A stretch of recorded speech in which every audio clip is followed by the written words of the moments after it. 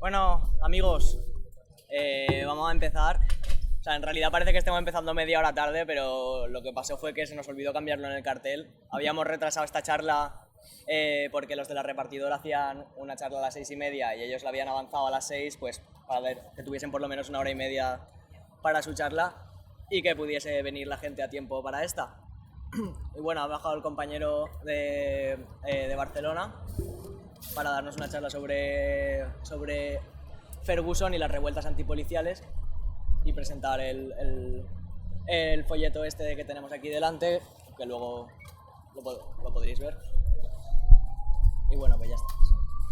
Ai, normalment es fa aquí les xerrades en català o en castellà? O en valencià? En català, sí, sense vale. problemes. Vale. Bueno, gràcies per venir. Em dic Peter, porto ja 8 anys a Barcelona, però soc dels Estats Units. I vaig participar en la traducció i edició d'un text fet per companyes anarquistes a St. Louis, als Estats Units, que Ferguson és un suburbi de St. Louis. I aquest és una part testimoni de la seva participació a la revolta de Ferguson i una altra part anàlisis de tot el context, la història i tot això. Cosa que està escrit per... és un escrit de les lluites dels Estats Units, així que tampoc explica el context de història i de lluites allà per gent de fora. Doncs jo em centraré en això i després tinc diverses còpies del fanzine aquest que són €1,50, però aviat, quan arreglem la pàgina web, estarà gratuïta a internet, així que perquè tothom pugui descarregar-ho. A veure, doncs bàsicament l'esdeveniment, l'event més central de tot això, és l'assassinat policial de Michael Brown, o Mike, a Ferguson, que és un suburbi de St. Louis, just enmig dels Estats Units, el 9 d'agost de 2014. Sent bé? Sí? Vale. Tu parles també en castellà o en valencià, com vulguis, tio. No, jo... Com estiguem més còmode. Bueno, les colònies estava parlant tot en anglès o en català. Bueno,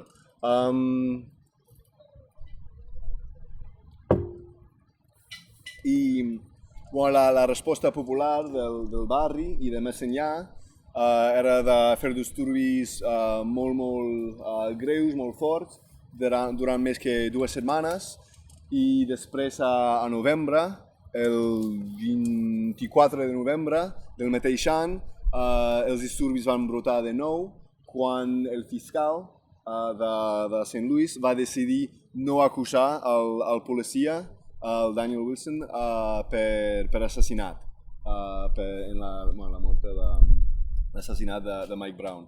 I aquest cop van haver disturbis més forts que el primer cop i en una cosa molt important, un pas endavant molt important en les lluites als Estats Units.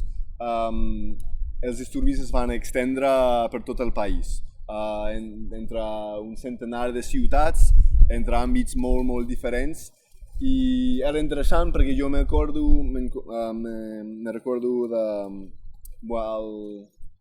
a 2009-2010 jo tornava a una visita, estava allà i molta gent, els companys, les companyes estaven parlant de la insurrecció a Grècia i moltes persones deien com sempre la gent busca explicacions mecàniques de les coses perquè això ens treurà la responsabilitat de sempre lluitar més fort i sempre intentar millorar les lluites i obrir noves possibilitats que en un moment ens semblen ausents, o busquen excuses o explicacions molt fàcils perquè les coses passen allà i aquí no. I doncs aleshores deien que és més fàcil que passi una insurrecció a Grècia i seria impossible als Estats Units perquè Grècia és molt petit i els Estats Units és molt gran, és molt més heterogeni, etc. Però aquest cop sí que vam veure una extensió de la revolta per tot arreu. Ara tornaré a detallar una mica més què va passar dins d'aquella revolta, però estaria bé parlar del context, de la història i de l'origen de la policia als Estats Units i les estratègies de control social als Estats Units.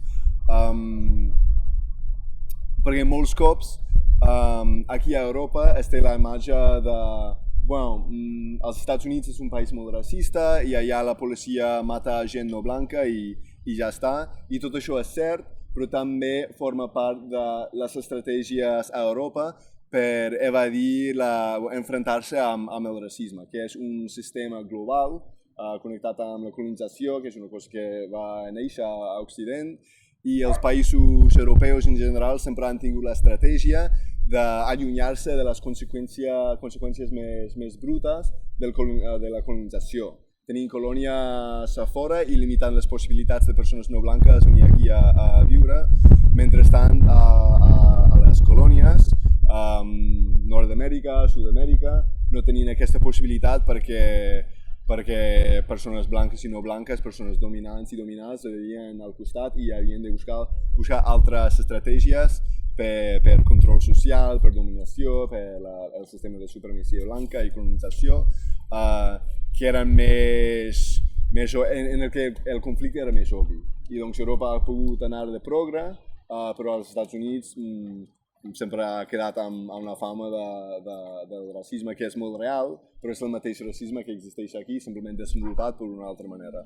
I també és una cosa molt més present a la societat, molt més parlat, molt més entès, jo diria, que aquí. I doncs això és una problema molt més profunda que els policies i les persones són racistes i per tant maten a persones no blanques, sinó que en general, com a generalització, la socialdemocràcia no ha existit als Estats Units, amb unes excepcions que mai han aconseguit la força i la profunditat com a Europa. I la policia, doncs, tenen una importància molt destacada allà en la societat, perquè van evolucionar en el sud de les patrulles que buscaven a esclaus escapats i al nord amb les patrulles urbanes que controlaven als immigrants, que eren la majoria d'ells que treballaven a les fàbriques. I tots que no són indígenes d'allà són immigrants. I tots havien de passar per un procés per ser considerats com blancs. O sigui, tenien que menjar molta merda, treballar en fàbriques i mostrar que no eren solidaris, que eren xivatos, que eren bons treballadors, que eren bons ciutadans, abans de poder entrar en aquella fastigosa família de la raça blanca. Perquè abans eren irlandesos o polacos o el que sigui. I doncs la policia des del primer moment havia d'exercir una gran violència, matant a la gent, aplaçant a qualsevol mostra de rebel·lia, perquè això era l'estratègia de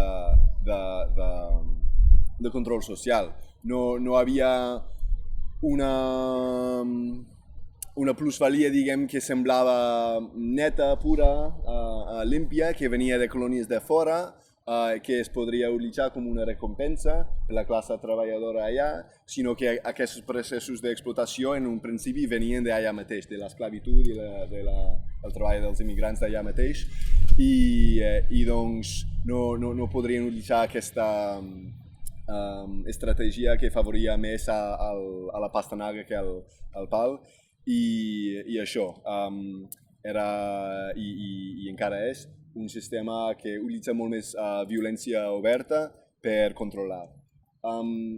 Jo diria que al final pot ser que aquella és una estratègia més feble, realment. Dona molt més por perquè ja tens més possibilitats de morir en la lluita o morir simplement per no ser normal, però és molt més fàcil també que l'estat perdi control perquè no és tan complexa.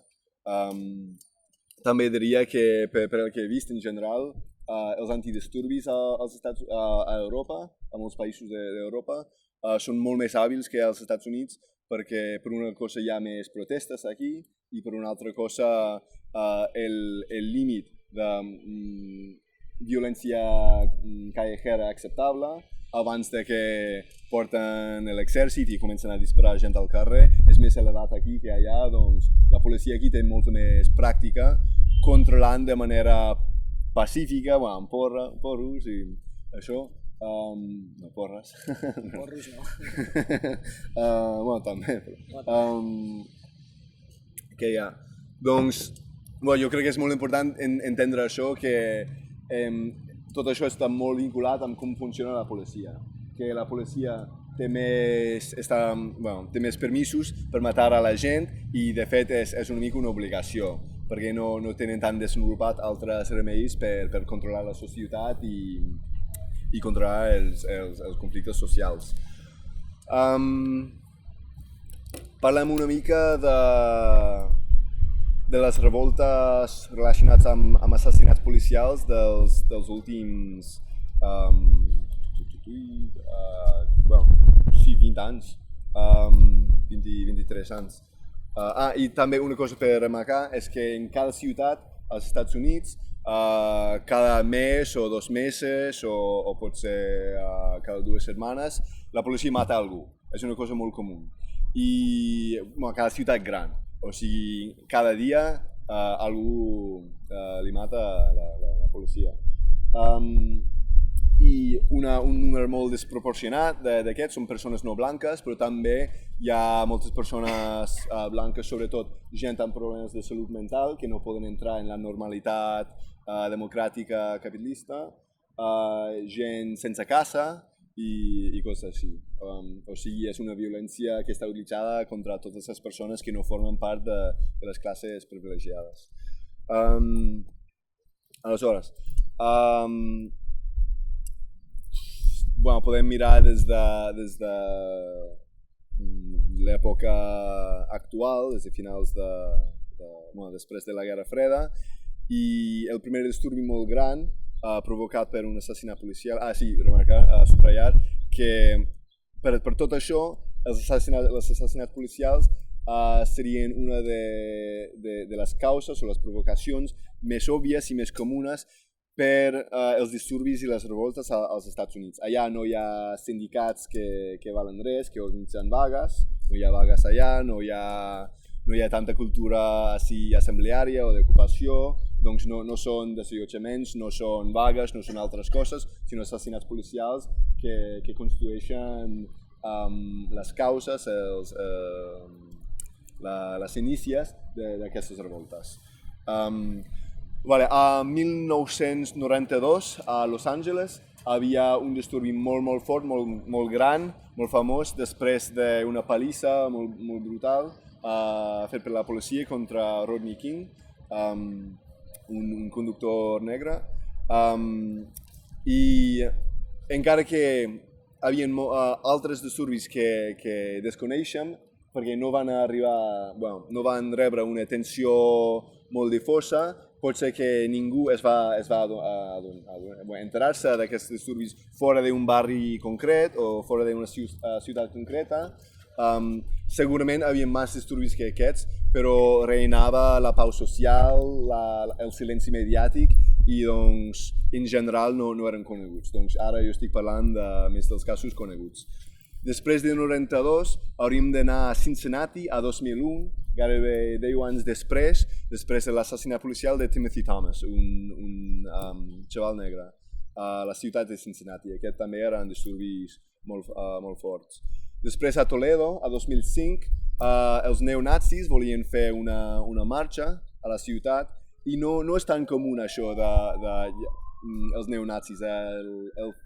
El feixisme no té tanta importància, sinó altres manifestacions de racisme, de supremacia blanca i tot això. Però en aquest cas era un grup molt minúscul de 50, crec que eren 40 persones que vestien a més de nazis clàssiques, o sigui com molt espectacular, i van intentar fer una marxa a un barri sobretot negre i latí, i la gent allà, també com anarquistes d'altres barris, van anar allà per assistir a la contramani, no seria exactament una descripció precisa, al disturbi, que la gent del barri van començar i van fer fora els nazis i van cremar un bar que el propietari era racista, crec que també un altre bar on solia anar la policia, coses així. ara comença a augmentar una mica el ritme d'aquests disturbis. I un molt important era el 9 any de 2009 a Auckland, Oscar Grant, l'assassinat d'Oscar Grant, que va ser gravat i va resultar en diversos dies, realment un nou cicle de lluites, però immediatament diversos dies de disturbis molt forts a San Francisco i Auckland, que és un conjunt de ciutats, es diu la zona Bahia. I era molt interessant perquè també era un dels primers cops en què la premsa, la policia, el govern i l'esquerra no va aconseguir marginalitzar totalment aquest brot de ràbia, de revolta, sinó tenia tanta força de tantes maneres, no tan sol força al carrer, sinó també força discursiva, perquè era com realment una gamma molt àmplia d'activitats, de manifestacions, d'atacs, de violència, de propaganda, i doncs era molt més difícil controlar-lo amb el silenci, amb la invisibilització, amb els insults o el dir no, aquests són uns criminals, uns delinqüents, sense més, sense caure en el racisme obert, que és una cosa que no es pot fer als Estats Units per com funciona la política. Per això la importància d'allò políticament correcte. Després a la zona de Portland, Seattle, al nord-oest, tot l'any de 2010 havia tota una sèrie d'assassinats i també de revoltes, de disturbis, d'atacs a la policia, que després explicaré una mica més, però diverses persones. Havia, per exemple, Jack Collins, que era un home sense casa, que el van matar a un parc, John T. Williams, que era també un home sense casa indígena, que li van disparar, i diverses persones més. I en aquest, per exemple, els anarquistes de la zona van prendre un protagonisme molt important i en almenys alguns casos no hauria hagut, no hauria habido disturbis sense aquesta participació. Després, 2012, a Florida, el cas de Trayvon Martin, un altre noi negre que es va disparar, aquest cop era un segurata, bàsicament. I després a Durham, Carolina del Nord, Jesús Chuy Huerta, que segons la policia es va disparar al cap dins d'una patrulla amb les mans posades darrere l'esquena. I aquest era molt interessant perquè en Durham hi ha una esquerra negra molt important, molt desenvolupada, i que després d'aquest assassinat, encara que el víctima, el Jesús, el Chuy, no era de la seva comunitat, va començar els discursos de sempre, de pau, donant suposant bona fe per part de la policia, del govern, i bàsicament exercint el seu paper de mediador professional del conflicte social. I l'esquerra bàsicament funciona així, però dividit per comunitats i l'esquerra negra és igual en aquest respecte, però la composició és una mica distinta. Per exemple, les esglésies formen una part important de l'esquerra negra allà. I era interessant perquè ells no tenien cap connexió amb la comunitat llatina d'immigrants allà a Durham, però començava a parlar en nom d'ells. I era molt interessant perquè en aquest cas eren immigrants més recents, no tenien una esquerra desenvolupada, no tenien institucions que podrien jugar el paper de mediadors de la revolta i doncs no tenien res per frenar el seu sentit molt humà de ràbia i de pensar que això no és acceptable i no volem la pau, no ens importa si gent pren el carrer i destrossen coses perquè han assassinat el nostre fill, el nostre germà, el nostre amic i això. I doncs era molt interessant perquè en aquest cas l'esquerra va quedar marginalitzat i ara persones de la comunitat llatina i també anarquistes no llatins que van protagonitzar els disturbis i van tenir relacions molt estretes i així van poder prendre els carrers durant un temps i donar una resposta molt més forta que allò habitual. Dues característiques importants en tot això per subratllar. Mai manquen comentadors que diran això és altre efecte de l'època de Twitter, de les noves tecnologies, que ara la gent es poden convocar i mobilitzar amb les noves tecnologies, bla, bla, bla, bla, bla, i totes aquestes tecnologies ens allibraran.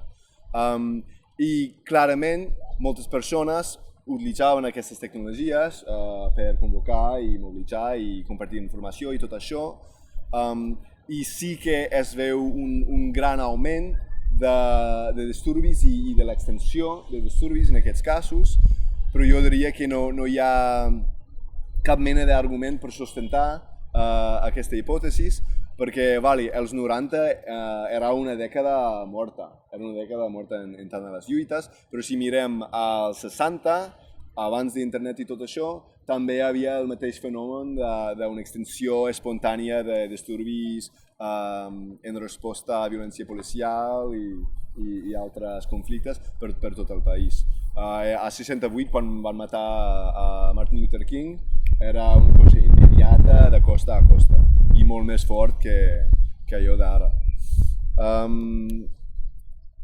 Però una cosa interessant és que en aquest cas, en 68, era, pel que sapegui, gairebé únicament persones negres que van prendre els carrers i lluitar, i en aquest cas, en els últims anys, els darrers anys, havia molt més solidaritat i menys persones el marginitzaven com una cosa de delinqüència. Molt més persones reivindicaven els disturbis i de fet era molt interessant. Altra cosa per remarcar, una part de la premsa, una part important, havia d'abandonar el discurs típic de pacifisme, de la violència és dolenta, i això és molt interessant perquè fa 5 anys, 10 anys, la no violència tenia una hegemonia total, inclús dins dels moviments socials als Estats Units, però total és total.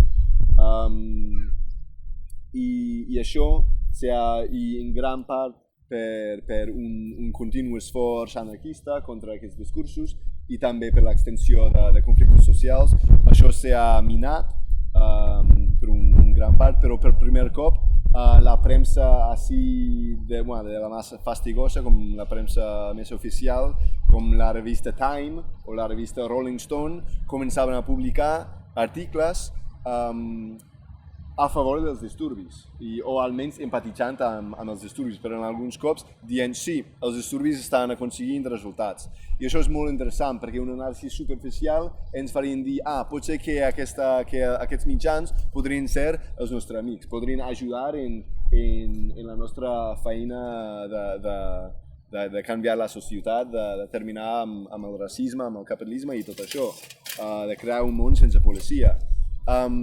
Però també s'ha de pensar que en un moment quan s'està generalitzant la tàctica de disparar a la policia en manis, pot ser que als èlits no li sembla tan malament trencar uns vidres i inclús prendre uns focs. Doncs és molt interessant veure l'agilitat de la premsa en respondre als canvis en els conflictes socials, que en un moment poden tenir un rebuig ideològic i total de la violència per part nostra, dels destrossos a la propietat, dels disturbis, i en un moment podríem fer una valoració i veure que les coses estan canviant, que si ells segueixen en aquesta línia, ningú els seguirà escoltant i perdran la seva força. Doncs hauran d'adoptar una estratègia progressista i canviar el discurs per sempre mantenir un contacte amb els moviments socials i una certa empatia amb els moviments socials. Llavors, l'altra cosa, la crisi. Òbviament la crisi ha tingut una influència en això, però qual és la influència? És com aquesta explicació materialista típica de quan hi ha una crisi en el capitalisme poden haver brots de revolta, de lluita, o si som meres màquines que responem a condicions materials i econòmiques i sense això no lluitem. jo crec que una anàlisi més detallada de tot això no sosté tal anàlisi, perquè, per exemple, a 2009, quan realment començava a augmentar el ritme, la crisi en general no havia arribat als Estats Units. Les xifres d'atur no eren molt elevats i, més a més, estem parlant de llocs tan distintes com Oakland, que està en ple creixement econòmic, com Cincinnati o Ferguson, St. Louis, que des de fa dècades estan en crisi total, que estem parlant de ciutats que han perdut la meitat de la seva població, estan plenes d'edificis buits perquè no queda res allà. I des de ja els 80 o abans ja estaven amb xifres d'atur molt més elevat de Grècia, Portugal o Espanya i decadència a nivell de la infraestructura que s'hauria d'anar fora d'Europa per trobar. Doncs una millor explicació, però encara que sigui parcial, es trobaria en efectes psicològics d'una extensió d'un espírit de revolt i una influència de veure revoltes per la tele o des d'altres llocs o enterar-se de revoltes que estan passant en altres països o altres ciutats i doncs una idea de que l'autoritat és feble i que és possible prendre els carrers i guanyar a la policia. Jo crec que això ha sigut el factor més important que també pot explicar la currència de disturbis tant a zones de creixement econòmic com a zones de depressió total. I també s'ha de pensar que el creixement capitalista també fa molt de mal, perquè a Oakland, per exemple, s'està viscut, a San Francisco abans, una gentrificació a saco causat sobretot per el sector de Google, Facebook i tota aquesta merda. I doncs aquesta gentrificació manifesteix una violència d'un altre tipus cap a les persones que es fan fora dels seus barris i tot això. Fins ara he parlat sobretot de respostes més col·lectives, de disturbis i tot això. També volia parlar d'una cosa molt important, sobretot en els períodes just abans d'aquests brots o en moments de pau social. I són les respostes dels llops solitaris, de persones així soles que en un moment decideixen o simplement deixen de decidir i actuen per no seguir, no permetre aquest abús a mans de la policia que és tan quotidià als Estats Units i tornen a l'atac. Doncs sí que és cert que la policia als Estats Units maten moltes persones, però també és cert que moltes persones maten a policies. No és cada dia, però més que cada mes, diversos cops al mes, algú dispara a un policia als Estats Units. I això és una cosa que en la premsa és com impermissible, és una d'aquestes lleis no escrites, empatitzar de qualsevol manera amb una persona que mata la policia, sinó és una cosa sistemàtica que s'ha de criminalitzar, demonitzar aquestes persones al màxim. És una cosa sistemàtica, per exemple, que apareixen després històries que aquesta persona ja tenia antecedents criminals i sempre dient també coses així que tenien pornografia infantil o que eren abusador o coses així i en alguns casos coneguts sí que eren persones amb antecedents així de violència de gènere, o sigui no són héroes, però en altres casos són invencions pures i dures. O sigui, si sigui veritat o no, la premsa dirà qualsevol cosa sobre aquestes persones perquè altres persones no empatitzen amb ells. I és interessant perquè sobretot aquesta acusació de violència de gènere, que és molt comú, em sembla una cosa conscient perquè haurien de saber que els anarquistes, per exemple, no solidaritzarien amb una persona que té antecedents de violència de gènere, doncs és molt interessant com en alguns casos inventen aquests antecedents. Però en molts casos es tracta de persones amb problemes de salut mental, es tracta de persones amb històries molt violentes. Com he dit, no es tracta d'héroes com un Rambo que va solucionar el problema de violència policial i carregar-se l'estat i tot, sinó persones que no aguanten més i en un moment agafen unes armes i maten a policies. I jo vaig parlar d'això a 2010 per tot l'any, entre Portland i Seattle, de que hi havia tota una sèrie d'assassinats policials. En la mateixa època també hi havia una sèrie d'assassinats de policies. Un home va entrar a un Starbucks, on era conegut que la policia anava, i va carregar a 4.000 euros. Un altre, Christopher Monfort, va atacar amb artefactes incendiaris a diversos cotxes policials a un pàrquing, va escapar i la policia no sabia qui lo havia fet. Després va fer una emboscada i va disparar amb un AK-47 a dos policies, també va escapar i la policia no sabia qui lo havia fet fins a que el seu veí li va xivar i va dir que ell tenia un cotxe semblant al cotxe de l'emboscada i que aquests dies la tenia tapat, el cotxe, i van venir i li van disparar. Ara està en la presó en cadira de rodes i pot ser que li apliquen la pena de mort.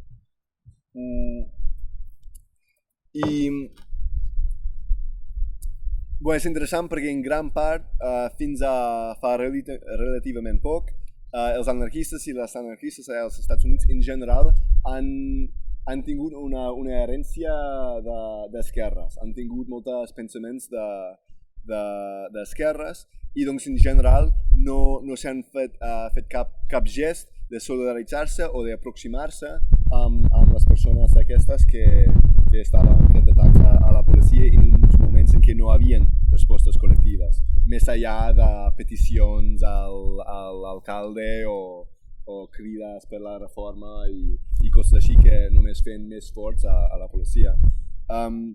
I això els darrers anys va començar a canviar i, per exemple, anarquistes de la zona de Seattle i més allà començaven a escriure a Christopher Monfort a veure si volia recolzament i ell era un cas interessant perquè també va fer discursos, van escriure cartes des de la presó i van explicar en una forma molt clara les seves idees i tot això. I no era un anarquista, però tenia crítiques antiautoritàries molt interessants i molt fortes a la policia. I algunes de les respostes anarquistes a tot això eren intents de visibilitzar aquestes respostes, no per romantitzar-la ni per dir que això és la manera, sinó per subratllar que és una situació molt tràgica quan les úniques persones que realment responguin als assassinats policials el fan d'una forma que és realment suïcidi, perquè en tots els casos les persones que responen així terminen morts o a la presó. Una altra cosa a St. Louis, per exemple, que els anarquistes d'allà també feien contactes amb l'home i li recolzaven i encara està esperant la pena de mort, és Kevin Johnson, que bàsicament el seu germà petit estava morint amb un atac que tenia una condició de cor. Els policies venien i es reien d'ell, negaven a donar-li assistència i seguien buscant a persones que tenien com ordres de búsqueda i captura per coses molt trivials i el seu germà va morir i doncs ell va agafar una pistola, una arma, no sé de quin tipus, va trobar el policia que li havia reït i li va disparar i li va matar. I doncs després els anarquistes de St. Louis va buscar una relació amb ell i li estan recolzant i també estan fent diners per recolzar la seva família i això. I que una part de la resposta anarquista era de subratllar i difondre la idea de que és tràgica, de que no hi ha respostes col·lectives i de que les persones que volen respondre o s'han de tragar tota aquella ràbia o han de prendre camins d'acció que són suïcidis realment i doncs van rescatar una mica aquestes persones de l'oblit i parlar de la necessitat de respostes col·lectives i mostrar que no tenien por d'aquesta realitat de contraatacs a la policia, que era inevitable, que no es pot viure en una societat en què la policia està torturant, matant i tot això i que ningú faci res.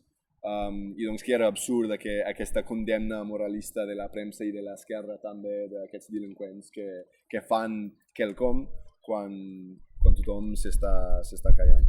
I jo crec que això també és una cosa important per remarcar, perquè encara que no té la legitimitat de milers de persones al carrer, forma un part del conjunt i també jo crec que tenia un efecte en canviar aquesta realitat per una nova realitat realment molt més bonica dins d'aquest món tan lleig, que és quan la policia mata algú, haurà conseqüències, haurà policies a l'hospital, hauria bancs cremats, botigues cremades i no pot existir una normalitat així, amb tantes assassinats impunes. Vale, ara això és com una mica el context.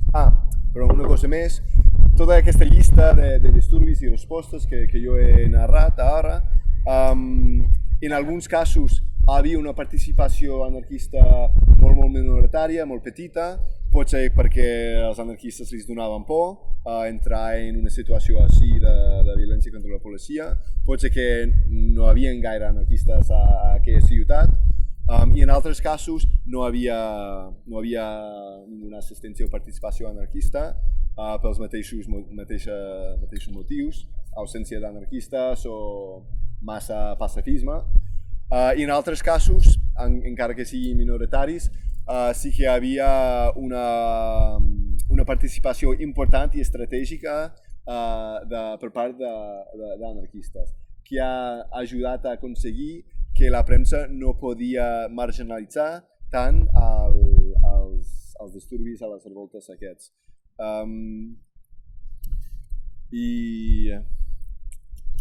I també, per exemple, en molts casos en molts casos els anarquistes allà no són els més violents, perquè en general no utilitzen armes, però pot ser que tenen més experiència amb coses de tapar-se les cares i la protecció antirepressiva, i doncs als carrers pot ser que estan intentant difondre pràctiques de tapar-se les cares, i després, durant l'època quan és necessari el recolzament pels detinguts, això és una cosa que molts cops, després dels disturbis, el més normal és que hi ha un centenar de detinguts i que queden oblidats, perquè a les comunitats que estan en la revolta no hi ha cap tradició o sigui, la tradició està totalment exterminada, perquè als Estats Units als 70 hi havia lluites molt fortes de moltes bandes i quedaven totalment exterminades, amb les mesures més brutals. Doncs avui dia no queda tradicions de solidaritat antirepressiva, i doncs els anarquistes, per exemple a Oakland, van jugar un paper molt important de fer que no s'obliden els detinguts, sinó que junten recursos, troben advocats i treuren més aviat a les persones o assegureixen que les persones que els cauen condenes de presó tinguin recolzament. Llavors, a Ferguson, què ha passat?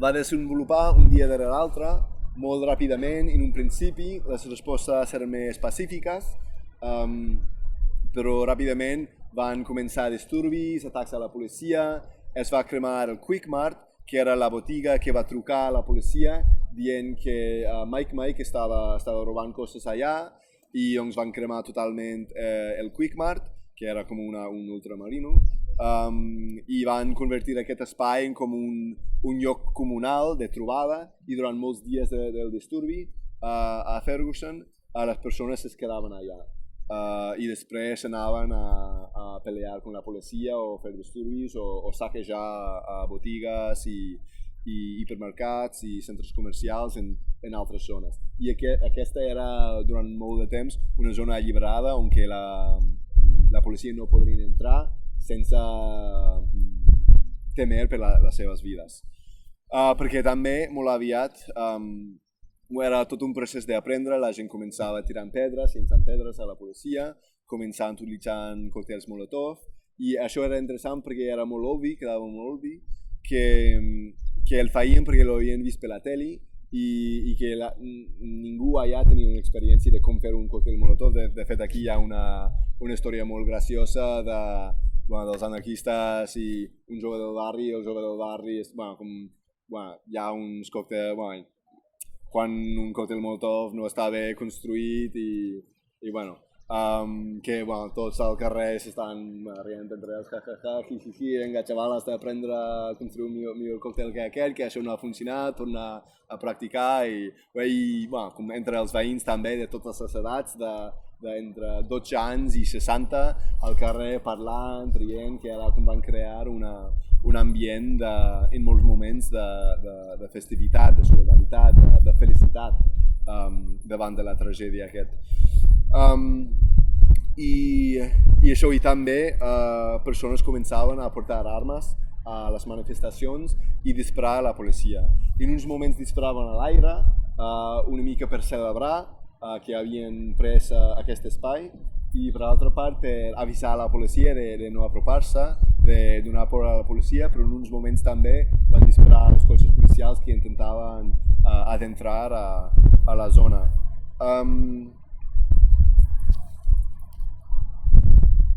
Ja que estem parlant de les armes, és una cosa molt distinta a la realitat aquí i és una cosa... És més assumida que la gent allà tingui armes, encara que la meitat del país no les tindria i mai les tindria, i l'altra part sí que té aquesta comoditat, però no és una cosa gens normal que portin armes a una manifestació. Això és una cosa totalment nova, diria. I també nova que disparassi a la policia i la policia no respongui amb una invasió de l'exèrcit, amb tancs i amb un massacre. Això és totalment desconegut als Estats Units. I després tornaré a analitzar això, el per què no van respondre amb una potència militar. I podria semblar com molt emocionant, i jo crec que per molts companys allà sí que era emocionant que per fi la gent ha mostrat que no estem desarmats i que si la policia dispara, doncs també rebren tiros. Però és molt important no romantitzar aquest. A Ferguson, per exemple, una dotzena de persones es van disparar i sobretot per bales perdudes dels propis veïns. Inclús un amic, un company anarquista, que va anar allà per solidaritzar-se, per ajudar a prendre els carrers, li van disparar 2 trets, una a la cama, un altre que li van entrar per l'esquena i van per tot un ding-ding-ding per dins del cos i va terminar dins del cor, i ell va arribar bàsicament mort a l'hospital, o sigui, el metge deia que el seu cor havia parat durant 30 o 60 segons per la quantitat de sang que havia perdut, i ara bàsicament un miracle, una cosa molt poc probable que ell sobreviviessi i està bé, i això és de bona sort, perquè va perdre, crec que en total va perdre 3 cops més sang que té el cos humà i que és que li havien enxufat a les màquines i abans de que podíem parar sí, havia perdut tant de sang. I doncs teníem molta sort de que no va morir ell ni les altres persones que van rebre bales perdudes. És important parlar d'això, parlar de totes també les formes de cura durant tot això, de psicològica i també física, per les ferides als carrers, i també assumir que la lluita tira per així, que ells tenen armes i en un moment decideixen utilitzar l'arma en contra nostra i no es pot parlar de canviar el món, no es pot parlar de revolució sense assumir que els mataran persones inclús com amics, coneguts i tot això. Però l'alternativa, la pau social, la pau democràtica, és que els maten de tant i tant quan els va bé. Gràcies. I nosaltres no fem res. Així que policies també van resultar ferides, van evacuar tota una zona, de no entrar a una zona per por, i alguns policies també van rebre trets.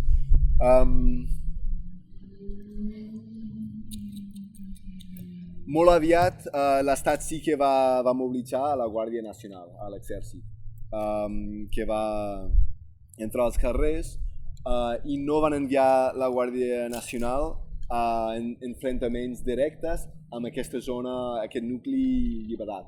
Va estar per protegir més les zones més comercials i intentar que això no extengui més. De fet, en un moment, crec que era una de les primeres nits amb una presència de la Guàrdia Nacional que havien ficat la seva base en un pàrquing molt gran d'un centre comercial, no sé si era un Walmart o què. Els manifestants, els alborotadors, els veïns, van anar cap allà per intentar atacar a la Guàrdia Nacional. O sigui, va dir, vale, l'exèrcit, va, també, a per ells. I doncs el govern va veure això no va ser tan fàcil i aquest cop també la premsa no ha pogut separar a la gent en delinqüents o veïnes de la zona i altres, sinó això és una cosa que està extenent. Doncs sí, disparem, perquè a Los Angeles, a 92, la Guàrdia Nacional va disparar a moltes persones i en general va ser acceptada per una gran part de la societat perquè tenia aquest control mediàtic i això, però aquest cop eren persones negres i blanques i latins i d'Àsia, eren persones d'allà i d'altres ciutats que venien per solidaritzar-se.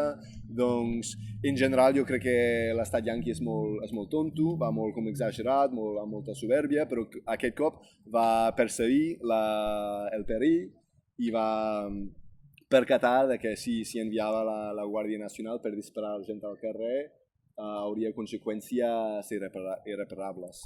I també no havia una falta d'armes de l'altra banda.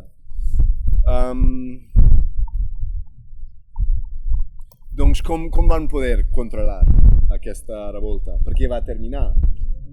Per una part, sempre hi ha el factor del cansament humà, de que no es pot prendre els carrers i lluitar durant moltes setmanes, que sempre després d'unes setmanes o un mes o alguna cosa així, la gent torna a casa a descansar i a veure si havia guanyat noves forces o après noves coses que es pot utilitzar en un altre tipus, una altra forma de lluitar, o si s'oblida tot i torna com era abans.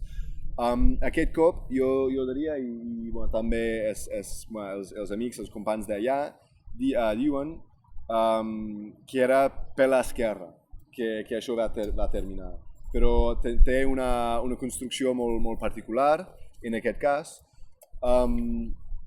hi ha l'esquerra negra, que com havia dit, les esglésies progressistes, i inclús en molts cops no tan progressistes, juguen un paper molt important. Ells estaven allà als carrers, uns predicadors famosos, com Jesse Jackson, que encara viu de la fama d'haver sigut un company de Martin Luther King i ell aprofita molt d'això, encara que no té ni un dècim part de la radicalitat de Martin Luther King. I després també hi ha Nation of Islam, Nació d'Islam, que és com un grup musulmà negre que té molt poca relació amb l'islam tradicional o clàssic o basat en el Coran, i és una ideologia nacionalista. Malcolm X, per exemple, formava part de Nation of Islam i després de deixar el grup per ser al final molt reaccionaris, li van assassinar. Ells són molt de dreta en molts sentits, són molt patriarcals, molt homòfobs, molt nacionalistes, i per ells és molt important com la disciplina i com són molt d'imatge, com de mostrar una imatge de força i utilitzar-lo com una eina psicològica en contra del racisme. Ells estaven allà als carrers també, però de l'altra banda. I el New Black Panther Party, el nou partit de Panteres Negres, que no té res a veure amb les Panteres Negres originals, que sí que era un grup jeràrquica, però era un grup revolucionari. I hi ha moltes crítiques que s'ha de fer dels Panteres Negres, però no tenen res a veure amb els d'avui dia, i tots els veterans i les veteranes dels Panteres Negres diuen que aquests són uns farsants que no tenen res a veure, i aquests són molt reaccionaris, van amb totes les pintes, com així paramilitars, les Panteres Negres, però amb uns discursos molt reaccionaris i això. I doncs eren aquests grups que són molt distintes en la seva política,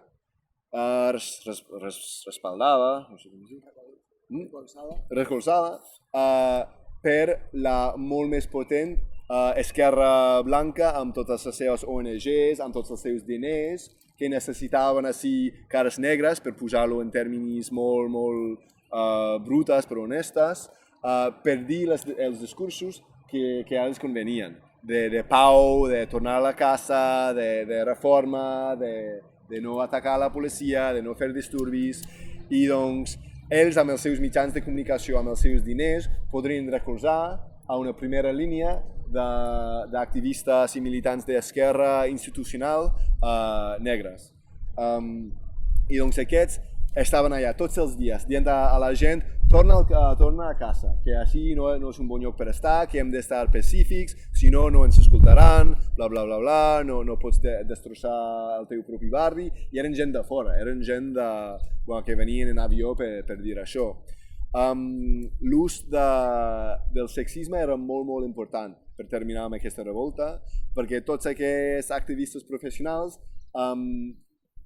cridaven als homes per dir: hem de controlar el nostre barri, no podem permetre aquest tipus de desordre als nostres carrers. Doncs els homes de veritat, on són els homes de veritat? Aquests són nois irresponsables. On són els homes negres de veritat? Que aquests hem de controlar tot això, i hem d'impulsar la disciplina i no permetre aquest desordre. Doncs van fer una relació entre el desordre i van infantilitzar la revolta, i van dir que els homes negres de veritat havien de controlar això, i també deien: això no és un lloc per dones, les dones heu d'anar a casa, això no és un lloc per dones ni per nens.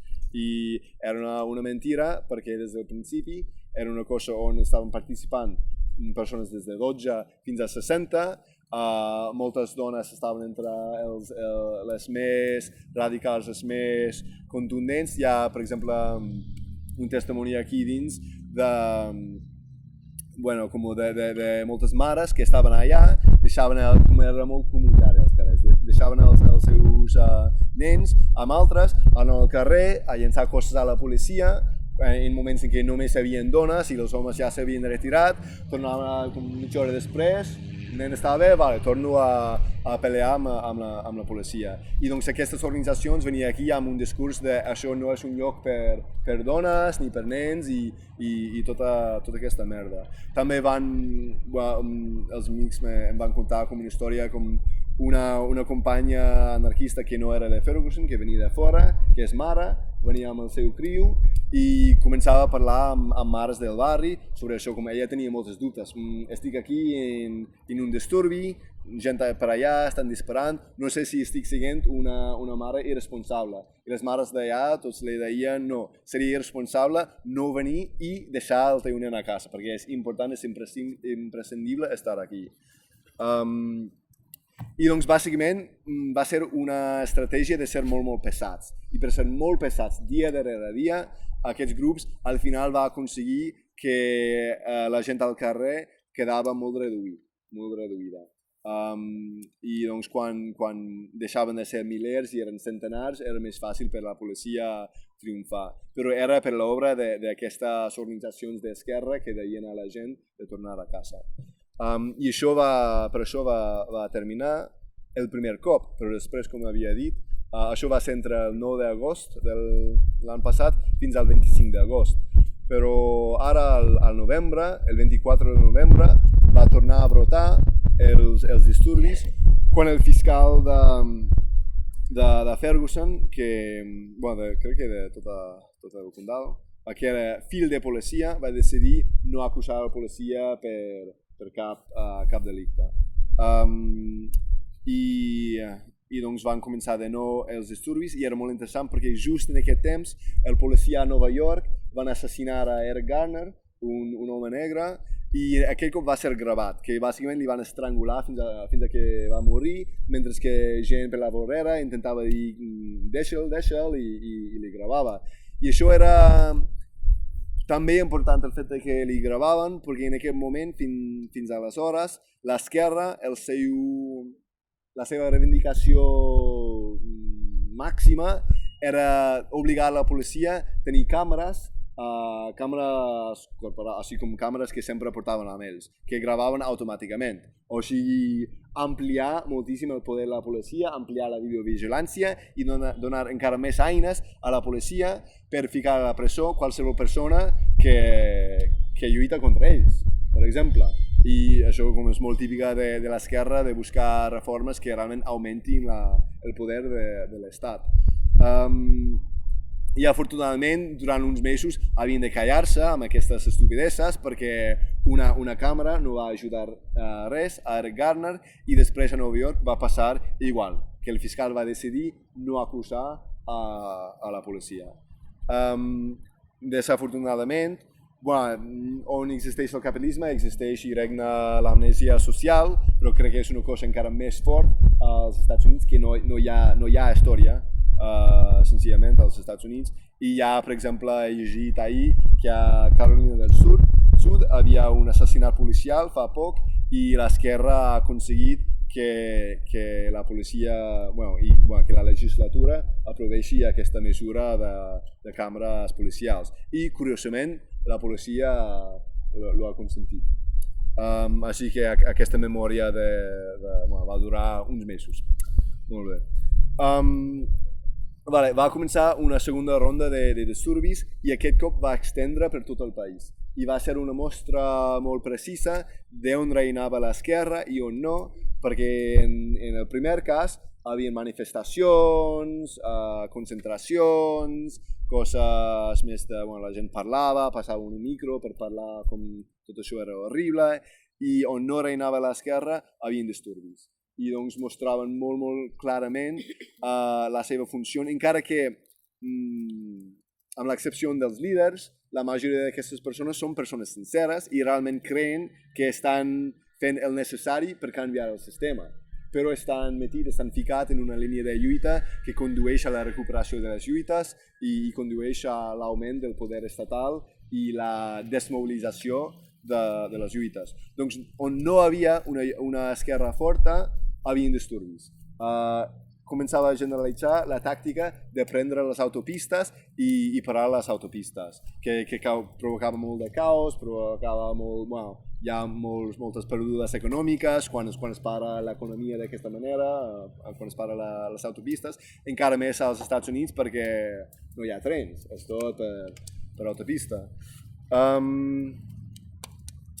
I això, per exemple, jo tenia la sort d'estar allà el novembre passat, estava visitant i va tornar a brotar, i hi ha ciutats petites amb 100 persones al carrer, anaven a l'autopista i la tallaven i tiraven petardos a la policia, i on hi havia més gent tirava més coses a la policia o feien focs o feien disturbis. I en algunes zones, sobretot la zona del Bahia, Oakland, San Francisco, va seguir fins al Nadal. O sigui, va ser una cosa de tot un mes. I jo diria, companys meus m'han dit que encara té efectes, perquè, per exemple, el 1 de maig passat a Seattle va ser el 1 de maig més fort i el disturbi més fort en la memòria, i ells el vinculen directament amb aquest cicle de lluites. També si terminaré parlant de Baltimore. Aquest cop també l'ús de les armes no va anar més enllà de Missouri, però sí que va extendre de Ferguson a St. Louis, la ciutat, el nucli més a prop, i també va passar d'armes tipus pistola a fusiles automàtiques. Doncs el nivell d'atacs contra la policia també va augmentar, i és per això que la policia no va utilitzar la seva manera acostumada d'aplastar la revolta, perquè era una cosa que no estava segregada, diguem, en un sector social ni geogràfic, i que la gent no tenia reparo, no es frenava davant de qualsevol forma de lluita que generava conseqüències molt reals per l'Estat i pels agents de l'Estat i pels rics. També doncs, els rics estaven cridant per la pau social perquè ells estaven tenint perdudes importants, doncs ells no volien que la policia començava a disparar a tota aquesta gent perquè sabrien que per ells que ells menjarien moltes de les conseqüències.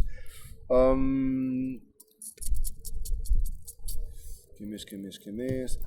Una cosa interessant, jo parlava amb uns companys que d'unes visions una mica més, potser que tenen una psicologia una mica més aïllades de les lluites, que l'aïllament social és dels problemes més importants als Estats Units. És molt difícil ser un anarquista allà sense caure en pensaments així més reformistes o d'esquerres, perquè l'aïllament social és total i sempre et sentes molt lluny de lluites i tot això.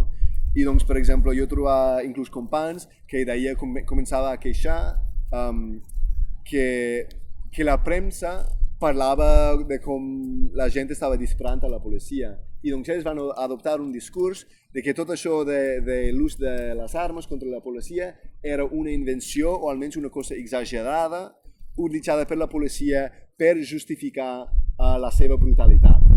I això em sembla una barbaritat en aquest context, perquè, sí, en molts cops la policia utilitza qualsevol discurs per justificar la seva violència, el seu ús de tortura, d'assassinats, diran, aquesta persona estava amenaçant-nos o tenia una gabinet i per això li vam disparar. Això és una cosa sistemàtica allà. Però en aquest cas concret, la policia utilitzava un nivell autocontrol o de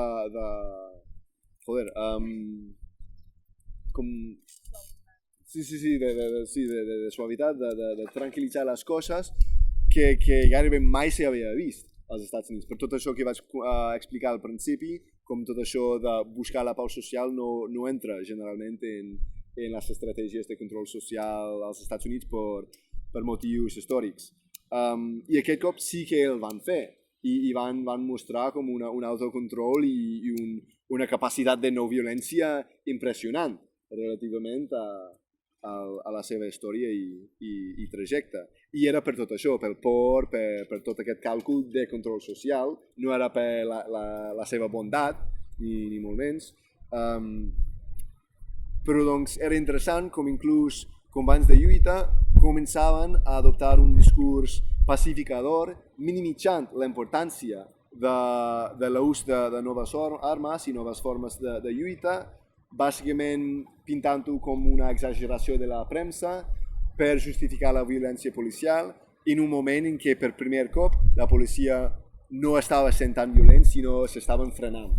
I així es perda totalment l'oportunitat d'analitzar per què la policia està fent una cosa no normal per ells. I així perdre tota l'anàlisi estratègica de què és la importància d'aquest moment, quines són les forces, la relació de forces socials entre nosaltres i ells, per què està fent l'estat així, qual és la seva estratègia i, per tant, quina hauria de ser la nostra. I volia entrar una mica més en això per mostrar o subratllar una mica la importància de fer anàlisi estratègica, de no caure en discursos que potser que en un altre moment tenien legitimitat però ja no expliquen l'actualitat i també per subratllar la importància del paper de recuperació de l'esquerra en tot això i com que discursos i lògiques de l'esquerra ens podrien afectar. I sé molt bé que el meu ús d'aquest termini d'esquerra en aquest sentit podria xirriar,